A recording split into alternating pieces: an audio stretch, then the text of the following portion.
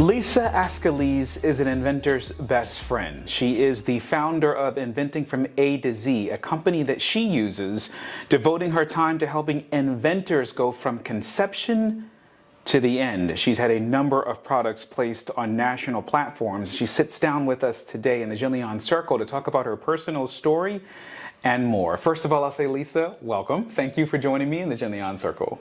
Mario, it's just an absolute pleasure. I'm giddy. I couldn't wait to be sitting next to you. So excited. Well, thank you. Thank you. I appreciate that. There's a lot to talk about. I mean, especially from inventing to A to Z and your lessons in helping individuals become entrepreneurs.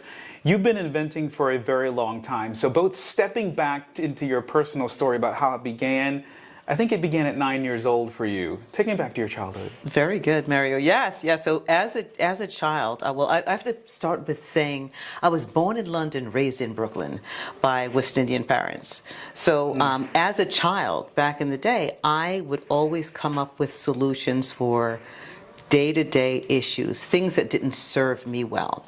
So if I was playing with a handball or going out to put my sneakers on and my sneakers didn't tie fast enough, I would create a shoelace that literally tied on its own. Not thinking I was an inventor at all, ever. Ever, because that's not what it was all about. I wasn't inventing.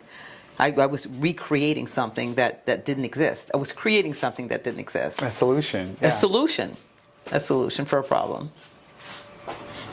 And that's incredible. So that experience you did at 9 years old? At 9 years old. And from there, I started developing, again, not knowing I was inventing anything, but creating products, selling products in school. And I wasn't calling them products then. There were necklaces. I was selling necklaces and hair accessories, etc. And I mean, there were just things I was making because it's something that I wanted. For example, putting my hair up in a bun or putting my hair up. I didn't use what was on the market. I used what I created to put my hair up in a bun, which I'm kicking forward. I'm going a lot more forward than I was at 9. But so that's what I did, Mario. Just created. And and your parents, when did they take notice of the fact that you were self-sufficient in your inventions?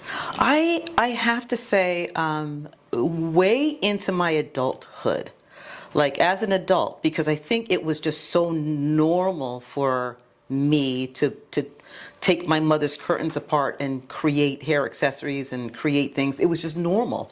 To your mother's dismay or to your mother's support? My mother's dismay and support. Dismay and support. Stop doing that. Never rip up another drape again.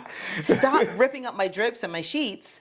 But I think she was nurturing it without me knowing that she was actually going with it. Because as I said, I didn't know I was doing that. And but looking back, in fact, I talked about my mother for about 2 hours last night because I started thinking about this interview and thinking, you know what, I got it all from my mom. My mother was a resource to anything. When I asked my mother for anything, I said, Mom, my bra is broken or whatever. Immediately, somehow, magically, my mother came up with a fix. And I didn't think much about it as a kid because it's what she did. It's what my mom did. And, you know, although I think things are innate, and they can very much be in your DNA, but these innate things come from somewhere. So my mother had all of the solutions as I come up with as an inventor. My mother had the same thing, as did her mom. That's fantastic. And what did your mom do for work, or your parents do for work at the time? So happy you asked. My mother was the first woman of color to manage Mass Mutual Life Insurance Company in the Chrysler Building in New York City. Wow. The first. This was in the early 60s. And I have to tell you something, my mother would never, even to this day, say, I was the first black woman to do this. Just didn't do it. It was just such a normal thing for her. And you said this was in the 60s, which was at a time where women were told to stay home and bake cookies. That's right. And I look back at all these things. As I said, I had a 2-hour conversation with somebody just talking about what my mom did. And I mean, my mother never wanted to jump up and down and say, I am this, I am great. It was just, she just was. She was. She was an amazing woman. She passed in 2010, miss her tremendously. But yeah, she was an innovator. She was a trailblazer, and she made us, I have a brother and a sister, who we are today. So Her innovation. Take me to the moment where you figured out the science, right? The science of not just inventing, but you felt that you knew the science enough to where you could pass it on to other people. Essentially, the establishments of inventing from A to Z. I love that. So my first real, I call it real invention. I say real invention was a product that I actually sold on the market. It was called the Bosom Buddy breastfeeding cape. So I was very young when I had my first baby and was very, very embarrassed to nurse in front of anybody. So I had to come up with a product. I said, you know what? I'm not the only one who feels this way. So I created this product, Bosom Buddy breastfeeding cape, and I said, let me just tip my toe in the water. I went to retail stores, and back in the day, it was snail mail. There was no, social media. I wasn't on a computer. And I developed this product. I used it, and I started selling to mother care stores. And they actually started picking it up, purchasing it, buying the product. And that's when I realized there was actually a need. Then I said, let me teach other people. After selling it, I said, let me teach other people how to do this, because there have to be people like me who have the same mindset but don't know how to take the steps to move to the next level. So the Bosom Buddy breastfeeding cape was my first real jump into the inventing world and understanding what it took to get a product on the market. That's amazing. Now take us through the shorthand version of what it means to get something patented. Okay, what it means to get something patented. Mario, that's a great question, because every single person, hands down, who calls me for consultation asks me how and when they should get a patent. And it's not the first thing that you do, okay? I want to preface it by saying, getting a patent is not the first thing you do, because you have to, number one, have proof of concept. The proof.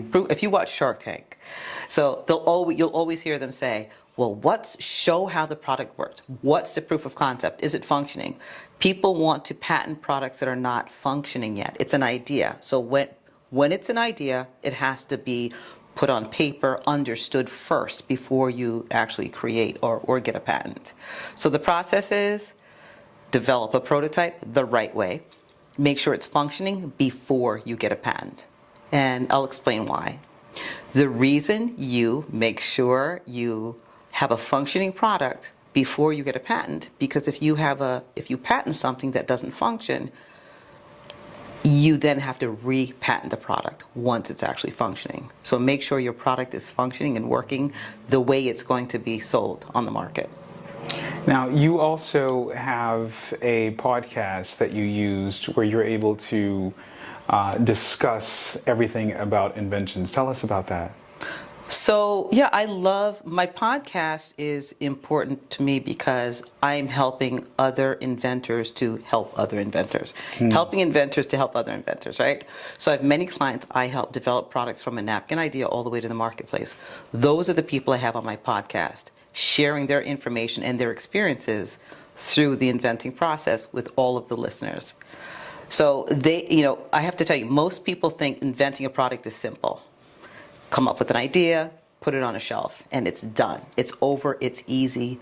I like to have my clients on to give not only the exciting parts about development, but the pitfalls. The negative things that happen.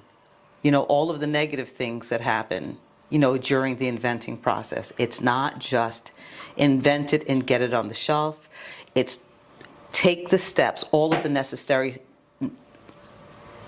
taking all of the necessary steps to develop a product from beginning to end, like from a napkin idea, right?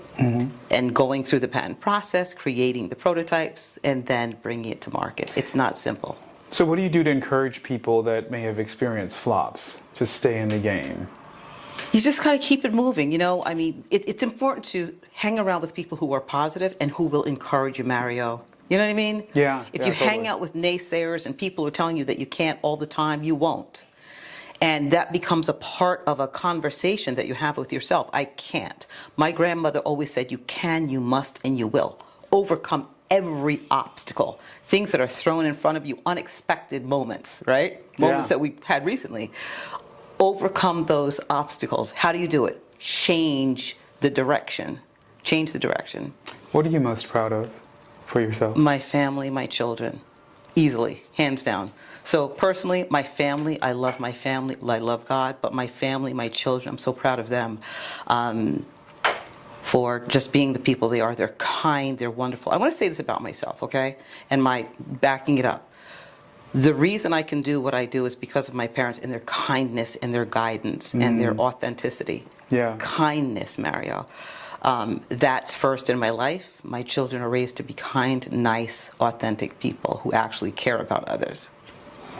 You know, I think that's very important. It's one of the things that I'm always discussing with my 12-year-old who, you know, I guess his disease is the fact that he's a Leo, but but separate from that, kindness, right? Yeah. Just being kind, and it's tough because I want your take on this. The split between the piece of kindness that can be taught and the part that has to innately be the person. Where do you think that fits? The kind that has to be taught and the kind that is the innate person. So it comes from, I think this is what you're asking me. Yeah. It's so important. Environment is really important. So what you're teaching your child to be kind. I'll give an example. I have a 1-year-old granddaughter. My first grandchild.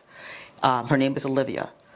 Olivia takes toys and she whips them across the room and she throws them and she goes nuts, right? And you're saying, oy vey, where'd she get this from? Oy vey, exactly. But I'm teaching her to not do that. Be kinder with it by not saying don't do that, but redirecting. You know, redirecting her anger and frustration. I love that. At a year old, right? At a year old. She's angry and frustrated at 1. And you're like, what happened? So again, that speaks to what I was asking. That's yes. Because it's like this is obviously something that is innately happening at this time. Yes. She doesn't have that much, you know, that much input into self right now. Exactly. But environmentally, if I can expose her to X long enough, That's maybe right. this will dissipate. That's correct. So that totally answers my That question. That is it. And you keep on doing that over and over again, as far as I'm concerned. And that becomes a part of it. You know, there was a Steve Martin movie where he pretended to be a preacher, right? He was an atheist. He hated everybody and everything. But he was pretending to be a preacher because he wanted to take people's money, right? And he was reading scripture from the Bible. Before Steve Martin knew it, he became a real minister, ministering to people in a good word, the kind word. Wow. You know what I mean? So it's just, as I'm saying, like as we're talking about, just implementing kindness, implementing kind things, and you become it. Yeah. You become that. I think that's fantastic. To that end, the inventor's bug. Are you passing that on to your kids or nudging them to sort of have the same mindset, or? They have the mindset. They Wow. create, they recreate. They're very, very creative. They write. They help me with my invention. So they have it. They innately have it. So that was going to be my next question is, are you still inventing or merely consulting now? I have a notebook, Mario, that is full. So I'm constantly innovating and creating. I can't keep up with my thoughts. So, but to answer your question, yes, I have 2 products that I'm working on right now of my own, in addition to helping my clients develop theirs. Well, that's fantastic. Well, this will be interesting to see whether or not we can find some synergy, because I'm interested in creating a skincare product. Good. Don't tell the ingredients. That's an Indian. I won't. Don't say the ingredients. I won't. But in the sense that, you know, that's something. It's at conceptualization stage. It's at the napkin stage, right? But one of the things that I always think about, and why you've inspired me, because this has been something that's always been there for me, but I haven't moved to start it yet, is, you know, when people say, oh, what's your secret? I'm totally blind, right? But I'm always asked, what's your secret that your skin stays so pretty? That you know, that kind of thing. That's a really good question. Right. Your skin is amazing. So it's like, well, maybe, you know, I could be a billboard for a skincare product that you know, so it's that napkin stage that you talked about. But it'd be interesting if we could become a real life experience of what that might take from getting something like that from napkin to beyond. That's something familial that we can do between you and Jenleeion. So we can see what that looks like. You've inspired me that deeply. Aww. I'm happy about that, Mario, and that's where it comes from. So to that end, you know, with you in inventing, and for any inventor, because again, people are just like, I mentioned what I just said for a reason, because I'm pretty sure there's someone in our audience that has been thinking about an idea, etc. If they want to reach out to Elisa Ascolese to sort of take advantage of your consultative services, Sure. Give us that rundown. Sure. They can give me a call. My phone number is 732-647-5433. They can email me, info@inventingatoz.com. My website is inventingatoz.com. Fantastic. inventingatoz.com. I'm looking forward to it. Also, please check out the stunning photos that Lisa took with Jenleeion. You can go to jenleeion.com to check that out, or you can see it on our social media platforms. This has been a delight. I look forward to being able. Honestly, I'm serious about this napkin idea. Let's do it. You know, Let's people make want it to know, why is happen, Mario Bonds pretty? Let's put something out there You're for them. very pretty, Mario. You're so pretty, by the way. Thank you really so are. much, Lisa. I look forward to it. Tell everybody bye. Bye. Have a wonderful day. Does anyone still believe in paradise?